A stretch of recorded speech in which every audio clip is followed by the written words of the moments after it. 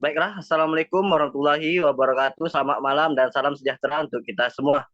Baiklah, perkenalkan nama saya Dandi Agustian. Saya sebagai moderator untuk berjalannya diskusi perancangan dan pengembangan kurikulum ruang kolaborasi yaitu Organis for Optimal Effectiveness. Kami berjumlah kelompok 4 orang. Yang pertama yaitu Alex van der Sagiat. Yang kedua itu saya sendiri sebagai moderator Dandi Agustian. Yang ketiga yaitu Novita Sari. Yang keempat, Rada Sari. Baik, kami akan menjelaskan hasil diskusi kelompok kami yang akan dijelaskan oleh Rada Sari. Saya sebagai moderator mempersilahkan. Terima kasih kepada saudara moderator. Baiklah, di sini saya akan menyampaikan mengenai salah satu prinsip UBD, yaitu Organize for Optimal Effectiveness. Dalam pendekatan UBD, ada prinsip Organize for Optimal Effectiveness mengacu pada pentingnya merencanakan dan mengorganisir pembelajaran secara sistematis untuk mencapai pemahaman mendalam peserta didik terhadap konsep-konsep kunci. Berikut penjelasan lebih rinci tentang konsep Organize for Optimal Effectiveness dalam pendekatan UBD.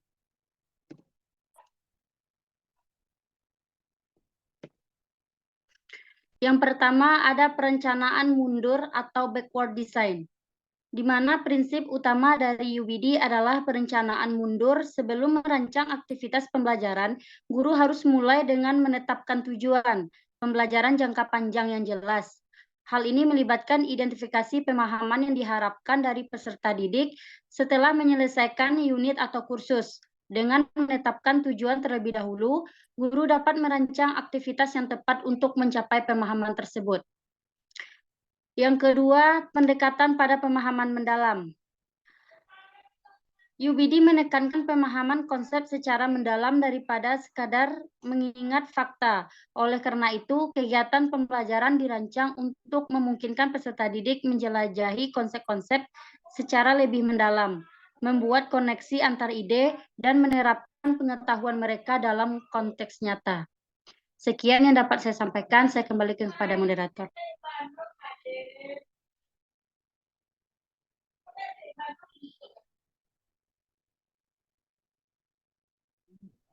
Baik, terima kasih kepada Saudara Rada. Kita mempersilakan untuk Saudara Alex untuk menjelaskan hasil diskusi kita. Saudara Alex, saya persilakan.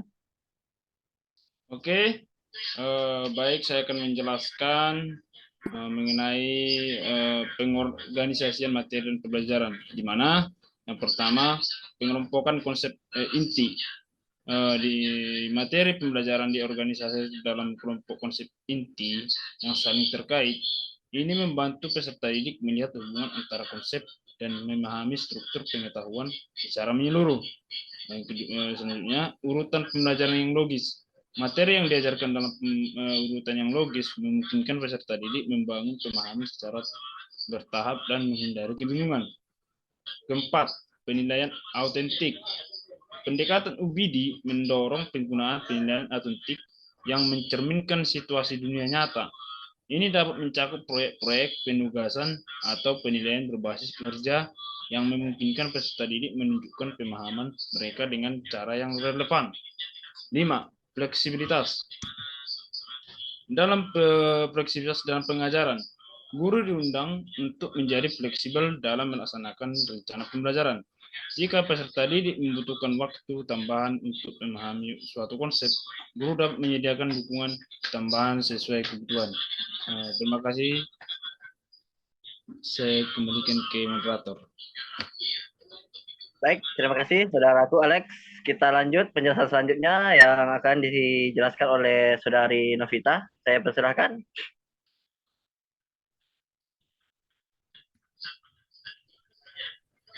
Oke, baik. Terima kasih. Selanjutnya, dalam pendekatan UBD, Understanding by Design, di mana Organize for Optimal Effectiveness menekankan pada perencanaan dan penyelenggaraan pengalaman belajar yang mendalam dan relevan. Nah, adapun strateginya yaitu yang pertama, pengalaman belajar yang paling baik. Di mana yang pertama ini dengan adanya pengalaman belajar yang baik, kita dituntut untuk mampu menghasilkan proyek berbasis penyelidikan. Nah, di mana dengan merancang proyek-proyek yang memungkinkan peserta didik untuk menyelidiki konsep-konsep kunci dan menerapkan pengetahuan mereka dalam konteks nyata. Kemudian yang kedua, simulasi atau bermain peran. Nah, dengan menerapkan simulasi ataupun permainan peran untuk menciptakan pengalaman langsung dan memungkinkan peserta didik memahami konsep secara praktis. Kemudian yang ketiga, kolaborasi tim. Nah, di mana dengan adanya kelompok ataupun teman sejawat menjadi salah satu fasilitas proyek untuk berkolaborasi yang membutuhkan pemecahan masalah bersama, baik itu berupa ide dan memperdalam pengetahuan melalui interaksi sosial sesama teman sejawat. Kemudian yang kedua, meminimalkan kemungkinan kesalahpahaman. Nah, yang pertama itu melalui asesmen formatif terencana. Apa sih asesmen formatif terencana? Nah, ini merupakan melibatkan penilaian formatif yang sudah direncanakan oleh guru dengan tujuan untuk memberikan umpan balik dan memastikan bahwasanya pemahaman yang dimiliki oleh siswa tersebut memang benar-benar mengikuti proses pembelajaran. Kemudian yang kedua, pertanyaan pemahaman mendalam, di mana ini merupakan salah satu cara untuk memacu ataupun mendorong pertanyaan relatif dan mendalam yang memaksa peserta didik untuk berpikir kritis dan menyusun pengetahuan mereka. Dan yang terakhir, umpan balik segera. Di mana umpan balik segera ini adalah ketika selesai tugas ataupun kegiatan untuk mengidentifikasi dan mengoreksi kesalahpahaman dengan cepat. Dan yang ketiga ada mengatur dan mengurutkan pengajaran dan pembelajaran. Yang pertama ada desain pembelajaran terstruktur. Nah, jadi pada desain ini guru menyusun unit pembelajaran dengan menyertakan panduan yang jelas dengan berdasarkan tujuan pembelajaran dan rangkaian aktivitas yang terstruktur. Demikian, terima kasih. Saya kembalikan kepada moderator. Baik, terima kasih. Jadi saya akan menyimpulkan dari penjelasan dari teman saya.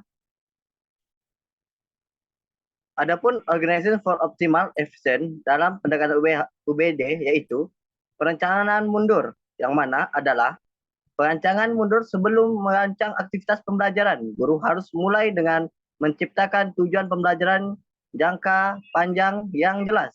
Hal ini melibatkan identifikasi pemahaman yang diperhatikan dari peserta didik. Yang keduanya, penekanan pada pemahaman mendalam, menekankan pemahaman konsep secara mendalam daripada sekedar mengingat fakta.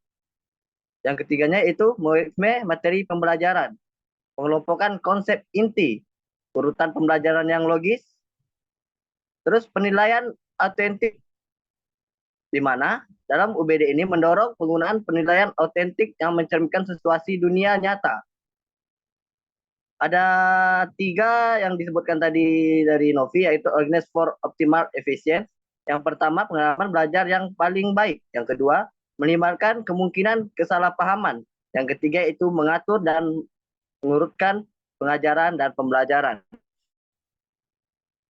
Baiklah, sekian dari penjelasan dari kelompok kami. Saya sebagai moderator berterima kasih atas jalan diskusi ini dengan lancar pada kelompok saya. Semoga yang mendengar mampu memahami. Jika tidak memahami, bisa kita tanyakan melalui chat WA atau melalui diskusi selanjutnya. Terima kasih, saya sebagai moderator undur diri. Assalamualaikum warahmatullahi wabarakatuh dan selamat malam dan salam sejahtera untuk kita semua. Terima kasih.